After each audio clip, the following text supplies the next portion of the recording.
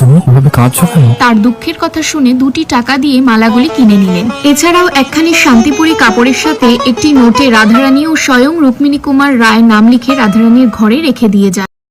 এইভাবে 5 বছর কেটে গেল। রাধারানী এখন পরমা সুন্দরী 16 বছরের কুমারী। এর 2-1 বছর পর এক ভদ্রলোক উপস্থিত হলেন। আগন্তুকের দেবতুল্য গঠন দেখে মনে মনে ভাবলেন, ইনি কি আবার সেই রুক্মিণী কুমার? রাধারানী আমার সন্ধান করছিল কেন? আপনি রাধারানীকে যা দিয়েছিলেন তা পরিশোধ করবে বলে। যা দিয়েছি তা পেলে নিতেই পারি। কি কি দিয়েছেন? একটি নোট, 2 টাকা আর কাপড়। কিন্তু কাপড় তো পরে ছিঁড়ে ফেলেছি, আর টাকাটাও খরচ করে ফেলেছি। তবে যদি এইভাবেই দেনা পরিশোধ করবে তবে তোমার গলায় যে হাড় ছড়া আছে আমার সেটা চাই। হাসি কান্নায় বৃষ্টি বিদ্যুতে 2 চাতক চাতকীর এতদিনের সঞ্চিত প্রণয় পিপাসা পরিতৃপ্ত হলো।